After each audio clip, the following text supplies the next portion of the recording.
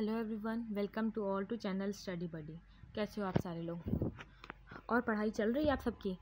तो पढ़ाई पे ध्यान दो, क्योंकि अब बहुत ज़्यादा टाइम आपके पास नहीं बचा है। अब आपके पास टाइम बहुत कम है, तो आप जितना हो सके उतना एमसीक्यू सॉल्व करो, जितना हो सके उतना आप स्टोरीज़ को देखो। बस रटने की कोशिश मत करना, रटोगे तो हिस्ट्री कभी समझ में नहीं आएगी। हिस्ट्री को हमेशा आप स्टोरी की तरह देखो, तो आपको ईजिली समझ में आने लगेगी, ठीक है। और इसमें जितना हो सके उतना एमसीक्यूज़ को सॉल्व करते जाओ, जितना हो सके उतना इसके बारे में नॉलेज गेन करो, तो उतना आपके लिए ईजी हो जाएगा, ठीक है। बहुत ज़्यादा टेंशन लेने की ज़रूरत नहीं है, बस इजी जो आप पढ़े हो उसको रिवीजन में रखो, ठीक है। तो अब हम सबसे पहले क्वेश्चन पे चलते हैं। तो सबसे पहले आपका क्वेश्चन पूछ रहा है कि व्हाट इज़ एक्सोगैमी। एक्सोगैमी क्या होता है? तो महाभारत, जब आप ये चैप्टर पढ़ोगे, चैप्टर नंबर 3, तो आप इसमें देखे होगे कि 8 तरीके की शादी को इसमें जिक्र किया गया है। तो 8 में से ये एक है कि एक्सोगैमी किसको बोलते हैं, ठीक है। तो marrying outside one's own group, to marry with in one's own group, the customs having more than one wife, या option number D none of this. तो इसका आंसर क्या होना चाहिए? इसका आंसर होना चाहिए ऑप्शन नंबर ए, marrying outside one's own group. इसका क्या मतलब होता है कि आप अपने से अलग गोत्र में, अगर आप बेसिकली अगर पढ़े हुए चैप्टर तो उसमें गोत्र का जिक्र किया है, तो आप अपने से अलग गोत्र में, यानी कि आपका जो ग्रुप है, जिस ग्रुप से आप बिलोंग करते हो, उस ग्रुप को नहीं छोड़ करके दूसरे ग्रुप्स में, यानी दूसरे के गोत्र में अगर आप शादी कर रहे हो, तो उस चीज़ को हम कहते हैं कि अलग गोत्र में शादी करना, यानी कि एक्सोगैमी वो कहलाता है, ठीक है। तो उस टाइम पे सबसे ज़्यादा क्या चलता था? एक्सोगैमी चलता था, यानी कि सेम गोत्र में शादी नहीं की जाती थी, अलग गोत्र से शादी की जाती थी, ठीक है। अगर यहाँ पे इंडोगैमी कह दे तो इंडोगैमी का मतलब होता है कि आप अपने सेम गोत्र में शादी करते हो। नेक्स्ट क्वेश्चन पे चलते। What is Manusmriti. मनुस्मृति क्या है, ठीक है। तो आप बेसिकली मनुस्मृति क्या है? एक बुक है, ठीक है। अब वो किस तरीके की बुक है? Option number A, chants, collection of poems and hymns, option number C, religious teaching, option number A, legal text book. तो इनमें से क्या है जो कि मनुस्मृति कहलाता है? तो option number D, legal text book. जो मनुस्मृति है वो option number D, legal text book पे आई है, ठीक है। अब हम लोग नेक्स्ट क्वेश्चन पे जाते हैं। Question number 43, Pandavs and Kaurava belong to which वंश। पांडव और कौरव किस वंश के बेसिकली थे? तो वंश मतलब क्या होता है कि जो आपका जो ख़ानदान है, आपकी जो पीढ़ी है, वो किस वंश, किस मतलब एक आपका कोई एक जो बेसिकली पर्टिकुलरली एक आपका जो एक नाम चलता है कि आप इस नाम से चल रहे हो, ठीक है। हर का एक जो होता है एक ख़ानदान होता है, ठीक है ना, कि आप इस ख़ानदान से हो, इस जगह से हो, तो एक वंश चलता है, ठीक है। तो आप किस वंश से हो, ठीक है ना, सॉरी आप नहीं, पांडव्स और कौरव किस वंश से थे? तो सबसे पहला ऑप्शन नंबर ए, कुरुज वंश, शाक्य वंश, मालाज वंश, या option number D, none of this. तो इसका आंसर क्या होना चाहिए? Kurus, option number A, Kurus. अब देखो, थोड़ा सा स्टोरी को समझो। पांडव और कौरव दो भाई थे, ठीक है। ये जो दो भाई थे, इनके बीच में ये लड़ाई चलती थी। लड़ाई बेसिकली एक प्रॉपर्टी को लेकर के ही हुई थी, ठीक है। जिसमें पांडव जो थे वो 5 ब्रदर थे और कौरव जो थे वो 100 ब्रदर थे, ठीक है। पांडव जो थे वो 100 ब्रदर को हरा देते हैं, और वो उसके बाद ये लड़ाई जो है वहाँ पे एंड होती है जब वो अपने 100 ब्रदर को हरा देते हैं, ठीक है। तो और ये जो कुरु वंश था, ये कुरु वंश जो था वो काफ़ी उस टाइम पे बहुत ज़्यादा पॉपुलर वंश था, बहुत ज़्यादा इसका नाम था। तो इसमें जो लड़ाई हुई थी पांडव और कौरव की, वो बहुत बहुत भयंकर लड़ाई थी। इसलिए ये जो महाभारत है ये आज भी बहुत ज़्यादा प्रचलित है। और इस महाभारत में अगर आप महाभारत की बुक पढ़ोगे तो आपको बहुत सारी चीज़ आपको नॉलेज मिलती है कि किस तरीके से आपका रिलीजियस आपको रहना चाहिए, किस तरीके से क्या सही है क्या गलत है, किस तरीके से अगर आप छल करोगे तो आपके साथ गलत ही होगा। तो आपको ये सारी चीज़ में इसमें बहुत ज़्यादा आपको मिलेगा, ठीक है। और ये जो पांडव और कौरव की जो लड़ाई थी, इसमें बेसिकली एक बहुत ज़्यादा इसमें छल हुआ था। छल इस तरीके से हुआ था कि जब कौरव जो थे वो, यानी कि इनके जो कौरव के जो बड़े भाई थे, मतलब जो सबसे बड़ा, जो 100 पुत्र में से सबसे बड़ा पुत्र था वो था दुर्योधन। और इधर जो पांडु ब्रदर्स थे उनके जो सबसे बड़े भाई थे वो थे युधिष्ठिर। तो सबसे पहला लड़ाई यहाँ से शुरू होती है कि जब इनको डाइस गेम के लिए बुलाया जाता है, जब युधिष्ठिर जो थे इनका स्वागत किया जाता है, क्योंकि ये जो थे बेसिकली यही किंग थे, ठीक है, क्योंकि ये किंग थे और इनको फिर स्वागत की जाती है। इनके जो फादर थे उनकी बेसिकली अचानक से डेथ हो जाती है जब ये पांडु पुत्र बहुत छोटे थे। ये जो पांचों भाई थे ये बहुत छोटे थे, तो और इनकी डेथ हो जाती है इनके फादर की। तो इनके जो भाई थे जिनको आँख से नहीं दिखता था थोड़ा, तो उनको बना दिया जाता है, ठीक है, लेकिन बेसिकली किंग जो थे वो यही थे। तो जब ये बड़े होते हैं तो इनके महल में स्वागत की जाती है। तब जो दुर्योधन है और जो भाई दुर्योधन के भाई थे और जो दुर्योधन के मामा थे, ठीक है ना, वो एक बेसिकली डाइस गेम खेलते हैं। उस डाइस गेम में क्या होता है कि ये पांडु ब्रदर्स जो हैं वो हार जाते हैं, ठीक है, तो उसमें उनको अपना सब कुछ लॉस करना पड़ता है। सारी चीज़ें उन्होंने अपना किंगडम, अपना एलिफेंट, अपने भाई, अपनी वाइफ, सब कुछ ये लॉस कर देते हैं, ठीक है। तो जब ये वहाँ पे ये लॉस करते हैं और अपनी वाइफ को भी ये लॉस कर देते हैं, जो कि आप सब कहीं ना कहीं सुने होंगे। इनकी कॉमन वाइफ जो थी वो थी द्रौपदी। तो ये अपनी कॉमन वाइफ को जो है वो लॉस कर देते हैं, ठीक है, हार जाते हैं उनको भी। तो उसके बाद वहाँ से ही ये लड़ाई शुरू होती है और ये लड़ाई जो होती है फिर वो काफ़ी लंबी चलती है। और उसके बाद जो इनके जो 100 ब्रदर्स थे, कौरव वंश के जो 100 ब्रदर्स थे, उनकी डेथ हो जाती है। और उसके बाद फिर ये जो पांडव पुत्र थे ये अपने बेटा जो इनका अभिमन्यु था उनके बेटे को ये अपना गद्दी दे देते हैं। और उसके बाद फिर वो यहाँ पे जाकर के महाभारत ख़त्म होती है, ठीक है। तो ये बेसिकली महाभारत की स्टोरी थी। ये आप थोड़ा सा दिमाग में रखोगे तो आपको आगे चल के आसानी होगी। इसके कुछ भी क्वेश्चन आ रहा है तो आप इजीली बना लोगे, ठीक है। नेक्स्ट क्वेश्चन पे चलते हैं। पेट्रियलिज्म रेफर्स टू, पेट्रियलिज्म किसको बोलते हैं? Belongs to father sides, belongs to both side, belongs to mother side, या नन ऑफ दिस, ठीक है। जो फादर के साइड पे डिपेंड करते हैं उनको, या मदर के साइड पे, या इनमें से कोई भी नहीं, या फिर दोनों को। तो देखो जब भी पी हो, ठीक है ना, पैट बोले तो ये याद रखना कि ये फादर के साइड को डिनोट कर रहा है, ठीक है। या फिर अगर यहाँ पे मैट बोले, मैट्रियलिज्म, तो यह याद रखना कि मदर को साइड डिनोट कर रहा है, ठीक है। ये शॉर्ट ट्रिक होता है। तो ऑप्शन नंबर ए होगा belongs to father sides, okay. Next question, in 1919 who was allotted to the project of make critical version of Mahabharata. देखो ये बहुत इजी क्वेश्चन है, ठीक है। इसका आंसर आप लोग मुझे खुद दो, क्योंकि देखो इसमें से 2 ऑप्शन तो आपको ऑलरेडी कट जाता है। पहला ऑप्शन जो होता है वाल्मीकि, वो तो बिल्कुल कट जाता है। ये भी मुझे कमेंट करके बताओ कि वाल्मीकि ने कौन सी हिस्टोरिकल बुक लिखी थी, ठीक है, ग्रेट रिलीजियस हिस्टोरिकल बुक कौन सी लिखी थी। उसके बाद ये भी मुझे कमेंट करके बताओ कि इन तीनों में से महाभारत किसने, इन तीनों में से किसने प्रोजेक्ट लिया था महाभारत का, ठीक है। ये मुझे आप कमेंट करके बताओ। इसका बहुत ईजी क्वेश्चन है। क्वेश्चन नंबर नेक्स्ट चलते हैं। Mahabharata is a written in which language, कौन सी लैंग्वेज में महाभारत लिखी गई है। तो ये भी बहुत इजी क्वेश्चन है। इसमें देखो प्राकृत है, पाली है, संस्कृत है, हिंदी है।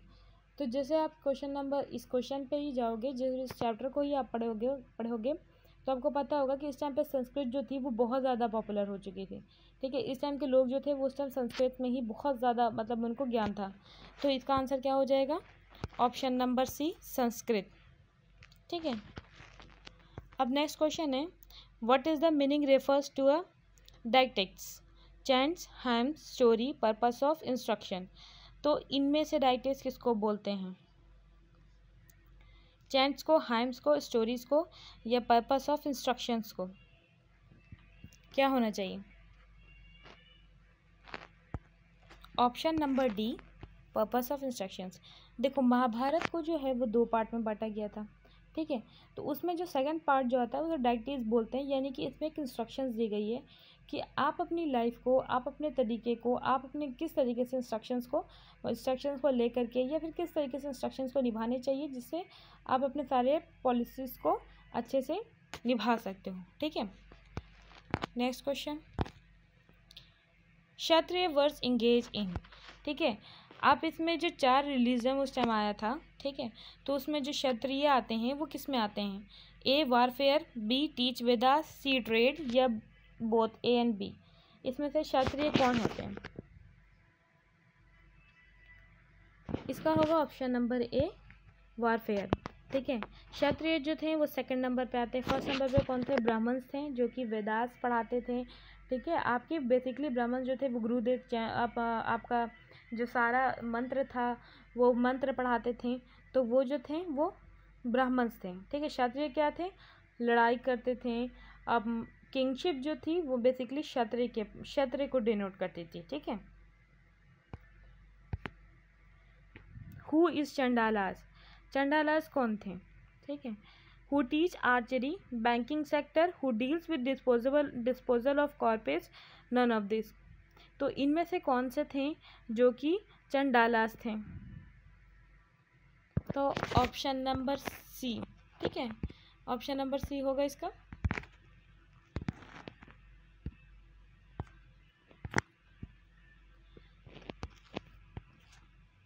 ये जो बेसिकली क्या था कि ये एक सबसे लोअर कास्ट मानी जाती थी उस टाइम पे, और इस टाइम पे ये जो थे एक बेसिकली जो डोम जिसको अभी बोलते हैं या डोम चमार बोलते हैं, वो बेसिकली उस टाइम वही उसको संस्कृत वर्ड में चंडालास बोला गया था, और उस टाइम पे एंशिएंट टाइम पे इनको बहुत लोअर कास्ट का माना जाता था।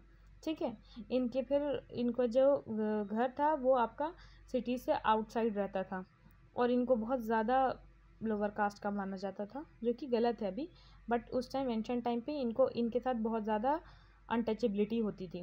ठीक है, नेक्स्ट क्वेश्चन पे चलते हैं। Who is फाहिन? फाहिन कौन था? चाइनीज़ बुद्धिस्ट, टीचर, डॉक्टर या नन ऑफ दिस? इनमें से क्या था फाहिन? अच्छा, ये मुझे बताओ कि फाहिन आया कहाँ से था? ये बहुत इंपॉर्टेंट क्वेश्चन है, इससे कई बार क्वेश्चन पूछा जाता है कि फाहिन कहाँ से था, या फाहिन कौन था, या फाहिन किन के टाइम पे आया था।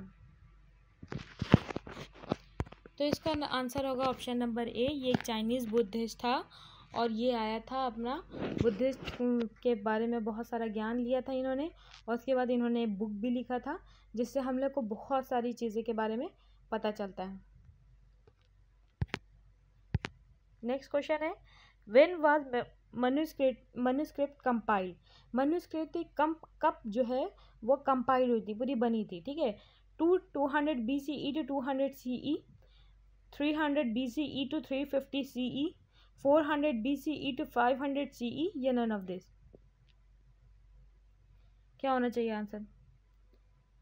देखो, जो साइंस वाले हैं उन BCE का मतलब होता है बिफोर कॉमन एरा, और CE का मतलब होता है कॉमन एरा। ये दो इनमें बोला जाता है। BCE मतलब बिफोर कॉमन एरा, CE मतलब कॉमन एरा।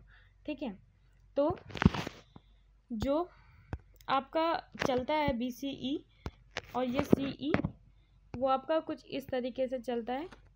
ये आपका जो क्राइस्ट है, ये क्राइस्ट से पहले जो है वो BCE चलता है, और जो क्राइस्ट के बाद का टाइम है वो आपका CE चलता है। ठीक है, तो इधर का जो होता है वो CE चलता है, और इधर का जो चलता है वो आपका BCE चलता है। ठीक है, जैसे आप देखे होंगे कि इधर लिखाता है 0, फिर ये लिखाता है 1, फिर ये लिखाता है 2।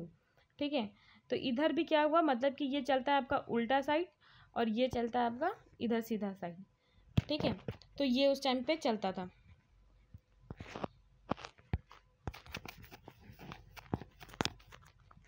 चलो, तो क्वेश्चन था आपका, when was Manusmriti compiled? Manusmriti कब कंपाइल हुई है? तो इसका क्या आंसर होगा? Option number A, 200 BCE to 200 CE। ठीक, नेक्स्ट क्वेश्चन पे चलते हैं। How many type of marriage were recognize in Dharmasutra? कितने तरीके की मैरिज धर्मसूत्रा में रिकॉग्नाइज की गई है? तो ये मैंने आपको पहले ही बताया है कि 8 तरीके की मैरिज को धर्मसूत्रा में रिकॉग्नाइज की गई है। Which Chinese monks come India to 5th century? इनमें से कौन सा चाइनीज मॉन्क था जो कि 5th सेंचुरी में इंडिया आया था? ठीक है, तो आपका तो ये दो ऑप्शन तो बिल्कुल ही कट जाता है। एक अल-बिरूनी, जो कि ये अल-बिरूनी तो अरब से आया था, तो ये ऑप्शन कट जाता है। नन ऑफ दिस भी नहीं हो सकता, क्योंकि ऑप्शन नंबर ए और ऑप्शन नंबर बी में आपको चाइनीज़ का नाम दे चुका है। तो आप मुझे ये बताओ कि ऑप्शन नंबर ए या ऑप्शन नंबर बी क्या होगा जो कि 5th सेंचुरी में आया? इसका आंसर होगा ऑप्शन नंबर ए, फाहिन। फाहिन जो था वो 5th सेंचुरी में आया था। कुला रेफर्स टू, कुला किसको बोलते हैं? ठीक है, क्वीन को, फादर को, फैमिली को, या फ्रेंड को? तो ये बोलते हैं फैमिली को, ठीक है। ये संस्कृत वर्ड में इसको रेफर किया जाता है। नेक्स्ट क्वेश्चन है, who ascended the throne of Hastinapur. Hastinapur के थ्रोन को किसने लिया था? दुर्योधन, भीष्म, धृतराष्ट्र, पांडु। ठीक है, इनका जो था वो कौन जो थे वो हस्तिनापुर के थ्रोन को लिए थे। देखो बेसिकली तो इसका आंसर पांडु पुत्र थे, जो कि हस्तिनापुर के जो किंग थे वो पांडु पुत्र थे, ठीक है। उनको ही ये मिला था कि आप जो है यहाँ के गद्दी को संभालेंगे, क्योंकि आपको स्टोरी पहले ही महाभारत की बताई थी कि जो पांडु पुत्र थे, जो पांडु थे, उनको ये मिला था क्योंकि जो उनके भाई थे, जो बड़े भाई थे, उनका क्या हुआ था कि उनको आंख से नहीं दिखता था, तो इस वजह से ये पांडुपुत्र को राजगद्दी मिल गई थी, और जो राजगद्दी थी वो पांडुपुत्र संभालते थे। बट अनफॉर्चुनेटली क्या होता है कि जो पांडु की जो डेथ होती है वो आपकी हो जाती है किसी कारण के चलते बहुत जल्दी ही, तो इसलिए उनके जो गद्दी है वो उनके भाई को मिल जाती है।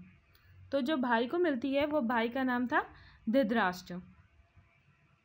तो इनमें से आपका 2 ऑप्शन तो पहले ही गलत हो जाता है।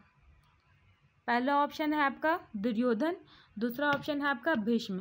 भीष्म को तो गद्दी बेचारे वो मिली ही नहीं थी क्योंकि उन्होंने एक प्रण लिया था कि वो कभी गद्दी पे नहीं बैठेंगे, तो उनको तो गद्दी मिली नहीं थी। तो ऑप्शन नंबर आपके पास 3 बचता है, दुर्योधन, धृतराष्ट्र और पांडु, जिसमें से आपको दुर्योधन को भी गद्दी नहीं मिल पाई थी। तो बच्चे पांडु और धृतराष्ट्र। तो आपका क्या होना चाहिए, इसका आंसर क्या होना चाहिए? ऑप्शन नंबर ए या ऑप्शन नंबर बी? इसका ऑप्शन होना चाहिए आंसर नंबर बी, धृतराष्ट्र, ठीक है। धृतराष्ट्र को हस्तिनापुर पे थ्रोन पे बैठा दिया गया था, ठीक है। Where is Hastinapur located? Hastinapur present time में कहाँ पे लोकेटेड है? Bihar, Meerut, Varanasi, none of this. तो हस्तिनापुर अभी मेरठ में लोकेटेड है। Who is the teacher of Arjun? Arjun के टीचर कौन थे? द्रोणाचार्य, एकलव्य, भीष्म पितामह या पेट्रोलॉजी? पेट्रोलॉजी तो बिल्कुल नहीं होगा, ये तो बिल्कुल ही अलग ऑप्शन हो गया आपका, ठीक है। भीष्म पितामह बचे, दुर्योधन बचे या एकलव्य बचा? भीष्म पितामह भी नहीं हो सकते हैं, भीष्म पितामह तो ग्रेट ग्रैंडफादर थे। बचे आपके द्रोणाचार्य और एकलव्य। क्या होना चाहिए? इसका आंसर होगा आपका द्रोणाचार्य, ठीक है। एकलव्य को आप लोग जानते हो? एकलव्य जो था वो बहुत बड़ा जो द्रोणाचार्य का था वो बहुत बड़ा शिष्य था, ठीक है, यानी बहुत बड़ा स्टूडेंट था। But according to caste system वहाँ पे ये होता था कि सिर्फ जो किंग के ही लोग जो थे, जो किंग क्षत्रिय के जो बेटे थे, उन्हीं को सिखाया जा सकता था, ठीक है। तो द्रोणाचार्य ने इनको सिखाने से मना कर दिया था कि मैं तुम्हें नहीं सिखाऊंगा। तो फिर ये क्या किए थे, एक जंगल में जाकर के एकलव्य जो थे वो जंगल में जाकर के द्रोणाचार्य की मूर्ति बना करके वो उससे जो है वो आर्चरी सीखते हैं, ठीक है। बट क्या होता है कि एक कुत्ता जो था वो बहुत ज़्यादा एकलव्य को था जो डिस्टर्ब कर रहा था बहुत ज़्यादा। तो वो क्या करता है कि इतने अच्छे से कमांड करता है कि सारी जो तीर है वो उसके मुंह में जाके लग जाती है, मतलब उसे चोट नहीं लगता, वो उसके मुंह को बंद कर देता है बेसिकली भौंकने से, ठीक है। तो जब वो कुत्ता फिर वापस द्रोणाचार्य और अर्जुन के पास जाता है तो वो देखता है कि इसको इतने अच्छे से तीर कमांड किसने किया है, तो फिर वो पता चलता है कि वो एकलव्य ने किया है। उसके बाद द्रोणाचार्य क्या करते हैं कि उसके राइट थंब उससे मांग लेते हैं, ठीक है, क्योंकि एज अ गुरु दक्षिणा वो उससे राइट थंब मांग लेते हैं। और उसके बाद अर्जुन एकलव्य जो है वो अपना राइट थंब दे देता है। उसके बाद फिर वो आर्चरी नहीं कर पाता है और फिर अर्जुन जो है वो सर्वश्रेष्ठ बन जाता है, क्योंकि द्रोणाचार्य ये चाहते थे कि अर्जुन से सर्वश्रेष्ठ कोई ना बने, इसलिए उन्होंने एकलव्य का अंगूठा मांग लिया था। हु इज पांडव और कौरव? पांडव और कौरव कौन थे? तो आपको मैंने स्टोरी से पहले महाभारत की बता दी थी, तो आपको यहाँ पे ये तो पता चल गया होगा कि पांडव और कौरव जो थे वो कजन्स थे, सिबलिंग्स तो नहीं थे, क्योंकि पांडव जो थे वो पांडुपुत्र के बेटे थे और कौरव जो थे वो धृतराष्ट्र के बेटे थे। तो ये जो थे क्या थे, कजन्स थे। Why Mahabharata is started, Mahabharata क्यों हुई थी, सबसे पहले ये स्टार्ट क्यों हुआ था, क्यों जो था वो दुर्योधन जो था वो पांडव को हराना चाहता था, ये क्यों पांडव जो थे वो दुर्योधन से फाइट किए थे, प्रॉपर्टी, जेलसी, रिवेंज या नन ऑफ दिस। तो मेन ऑफ द रीज़न यही था कि वो प्रॉपर्टी के ही चक्कर में सारी लड़ाई स्टार्ट हुई थी।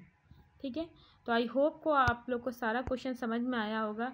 अगर आपको इसमें से कोई प्रॉब्लम होती है या अगर आपको इसमें से कुछ नहीं समझ में आता है तो आप ज़रूर कमेंट करके बताना कि आपको कहाँ पे प्रॉब्लम हुई है, ये क्या नहीं समझ में आया है, या फिर अगर आपको कोई अच्छी स्टोरी इसमें से पता हो, महाभारत की और स्टोरी पता हो, तो आप इसमें अपने इस क्वेश्चंस को ऐड अप कर सकते हो। ठीक है, और देख सकते हो, इससे क्या होगा कि आपकी भी नॉलेज इंक्रीज़ करेगी। और ज़रूर से MCQ को, सारे MCQ को सॉल्व करो और क्वेश्चंस को देखो। ठीक है, और वीडियो को लाइक, सब्सक्राइब और शेयर करो। Thank you, bye bye.